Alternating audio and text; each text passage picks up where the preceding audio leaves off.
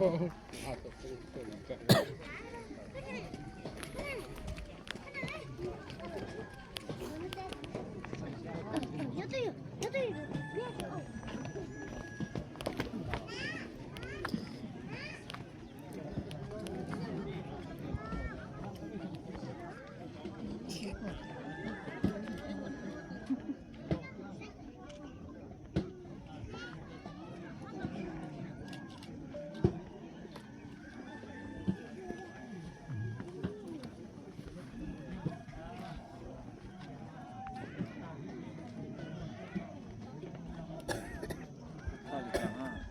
าthay say không có lỗi cho nó chúng thay ở đua ha thay ở đua thay ở đua ha đến lúc bác không phải là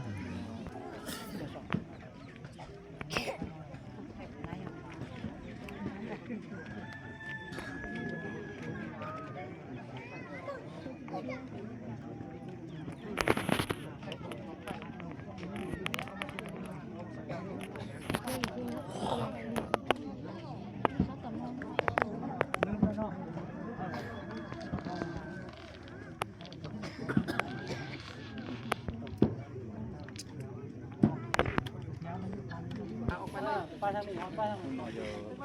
มาโบราณไว้มาทางนี้ดิโบราณโบราณมาไว้ทางนี้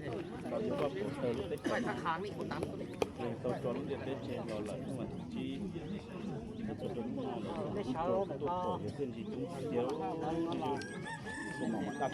มันใช้ชิ้นเอาเย็นเลยเย็นเลยเย็นเลยเราอันเดี๋ยวเดี๋ยวจดรวยเราจอยน้อยหน่อยเต็มมาเลยchỉ là thế là coi như cái chặt lá nhó bè để tóc nó thay lá giờ là giờ đã lấy chợ mua có mộtใจน้ำแข็งเราแข็งส่ง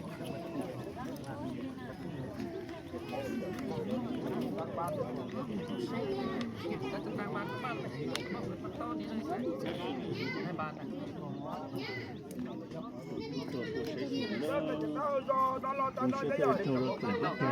เข้าใจน้ำแข็งบ้านนี้เราเข้าใจน้ำแข็งเมื่อนี้แต่ว่าพลาย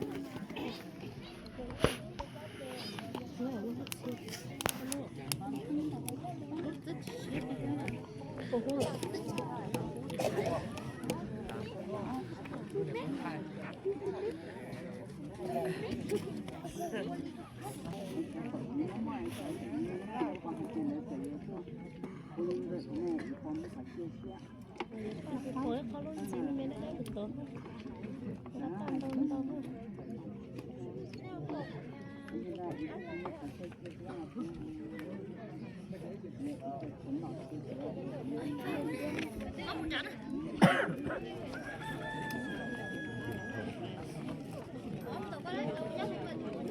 để tôi về cho tôi nè có được quá xe phía trước kìa nóเป็นน้ำหมูซอสตุ้งพวก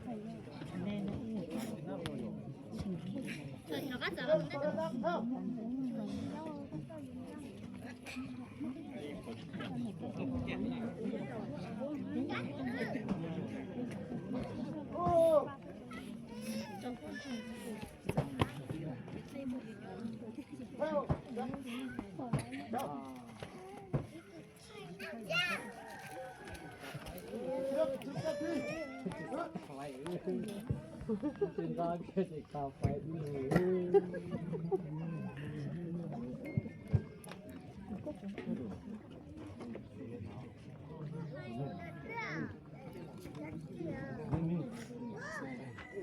เ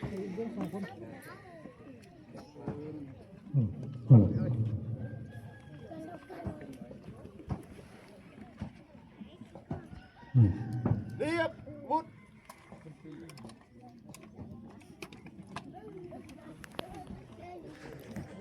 วิ่งเปิด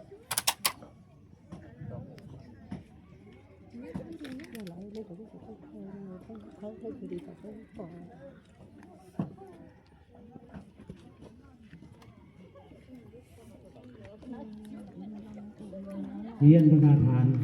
การนำกรมการทหารแสงที่เคารพเรียนบรรดาการนำพักรัฐองค์การต่างๆทุกทัวญาติพี่น้องเพื่อนมิตรสหายที่นักเรียนฮักแบงในทางการความสุขเศร้าเสียใจและอะไรอาวรณ์จากสุขสึงต่อการจากไปของสหายเราชื่อมุกวัวมั่วอันนี้มาหกเสียงคันคุณงามความดีในภารกิจต่อสู้กับทั่วสาก็คือภารกิจเพื่อรักษาและพัฒนาประเทศศาสตร์สหายเราชื่อหัวมัวในเรื่องรับจากพวกเราไปในเวลาของวันที่5 เดือน 2 2026ด้วยลงสละรวมอายุไหล97 ปีเมื่อแสดงถึงความรู้บุญคุณต่อคุณงามความดีของสหายนั้นเนื่องมาในเวลานี้พวกเราในนามกันจะต่างเด็กครอบครัวญาติพี่น้องคนนี้สหายจิ้มหลายต่อร่วมกันเพื่อวางพวงมาลาต่อรวมในงานของสหายการวางพวงมาลาในครั้งนี้มี7 พวงกระทรวงป้องกันประเทศ1 พวงกำลังเสียง1กรมการทหารแขวง1กำลังเมือง1กรมการทหารเมือง1แนวหุ่นบานต้นทราย1ครอบครัวลูกหลานพี่น้อง1ต่อไปเสนอการนำคณะนำกระทรวงป้องกันประเทศวางพวงมาลาซึ่งนำโดยสหายพันโทวงศ์ไสพลสุขห้องหัวหน้าของการเมืองกองการทหารแขวงและการทำด้วยคณะกองสืบ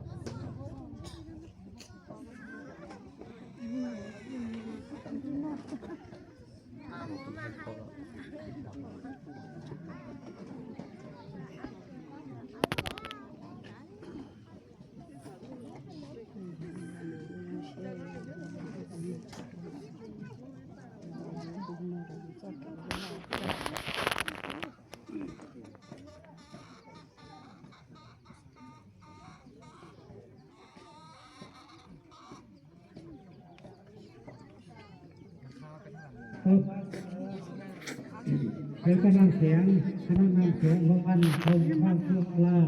สักนำด้วยสหายลองคำทุกขบุญพร้อมหัวหน้าห้องประการแสงพร้อมคณะขอสึก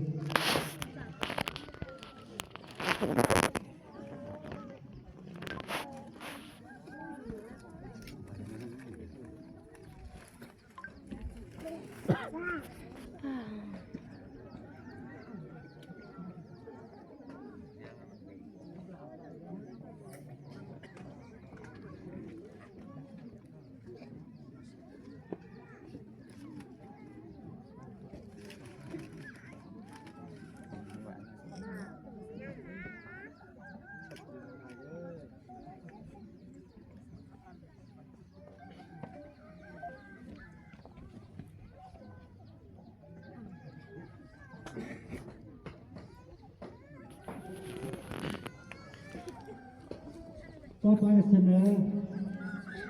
คณะกรรมการทหารแขวงพันเขาวางพวงมาลาซึ่งนำด้วยสหายพันภูวงศ์ไสพลสุขพองหัวหน้าหอการเมืองกรมการทหารแขวงพันพร้อมด้วยคณะขอสึก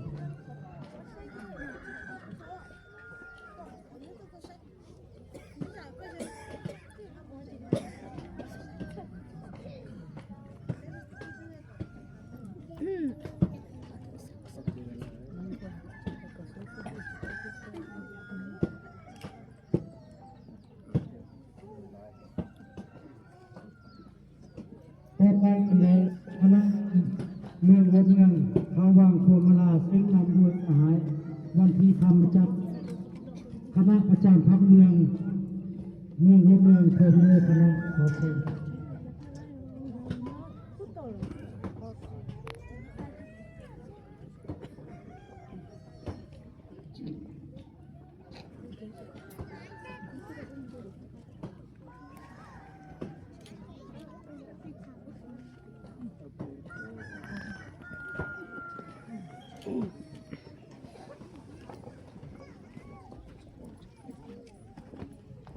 ต่อไปเสนอคณะกรรมการทหารเมือง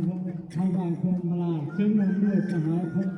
พันโทนายจักรอนุชิตหัวหน้าการเมืองกรรมการเมืองรถเมืองโผล่คณะขอเชิญ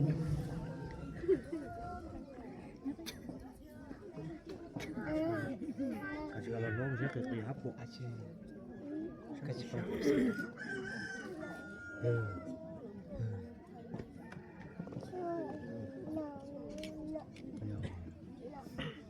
ต่อไปเสนอแนวร่วมผ่านบางห้องไซซึ่งนำด้วยสหายคำไซพร้อมด้วยคำไซพร้อมห้องไซพร้อมด้วยขอเชิญ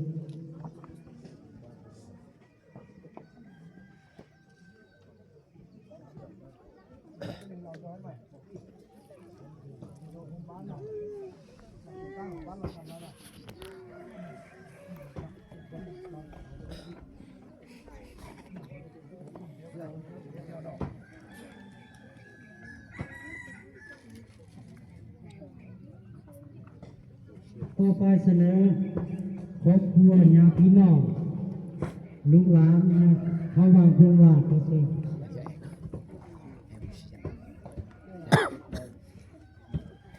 người dâu có sao giờ lái ban tao chào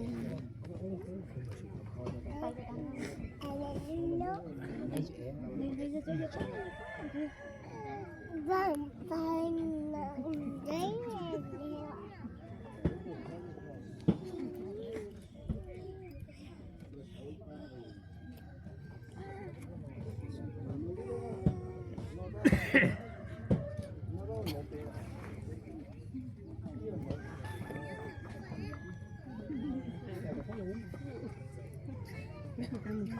ต่อไปเสนอให้สหายพันโทในข้างอนุชิตหัวหน้าการเมืองกรรมการ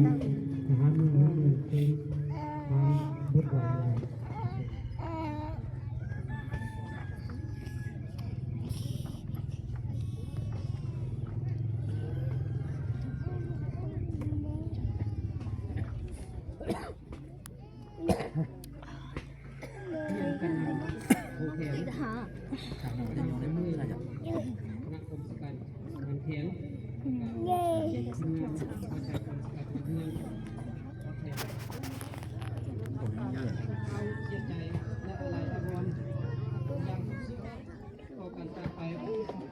anh ấy áo nữa cho มีวันกับคืนอีกแล้วต้องสุดท้ายเราหัวอดีตบางพบแข่งขันแข่งสาลาวที่มีผลงานความดีต่อภารกิจปฏิบัติก่อศาสตร์ก็คือภารกิจปกปักรักษาพัฒนาวิทยาศาสตร์ของเราเต้าร่วมกันเพื่อไว้อะไรอำลาครั้งสุดท้าย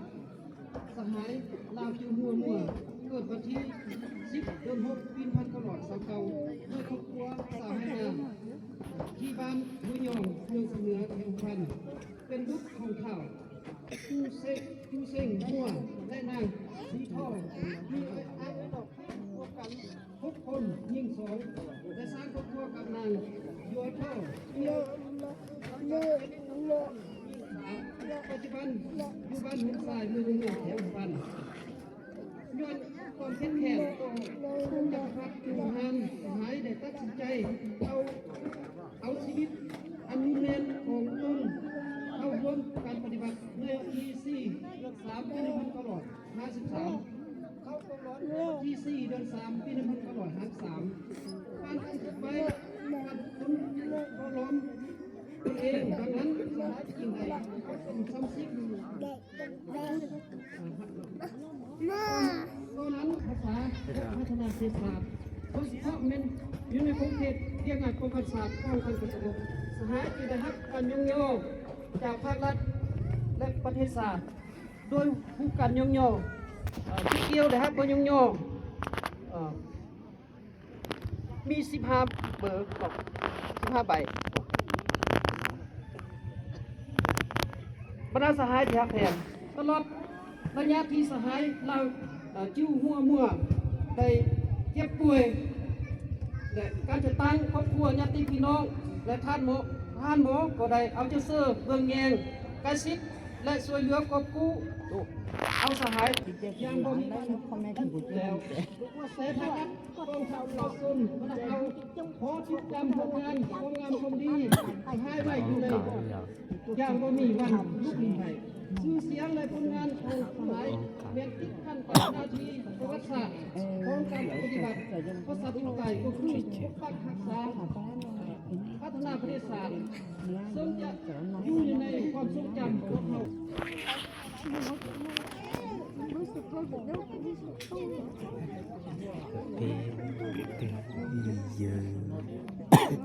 Kasih ya.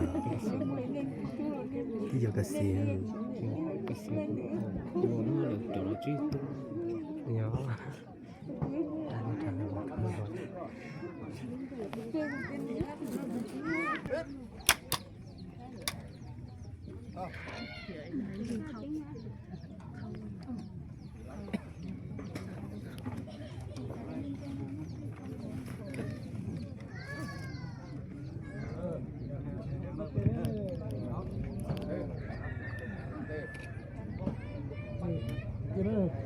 Ở bay với cái số của xoay đó.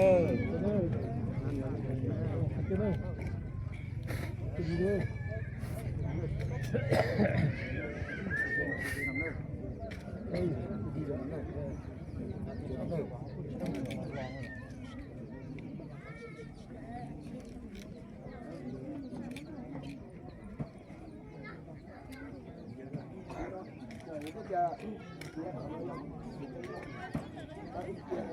subscribe cho kênh Ghiền Mì Gõ để không bỏ lỡ những video hấp dẫn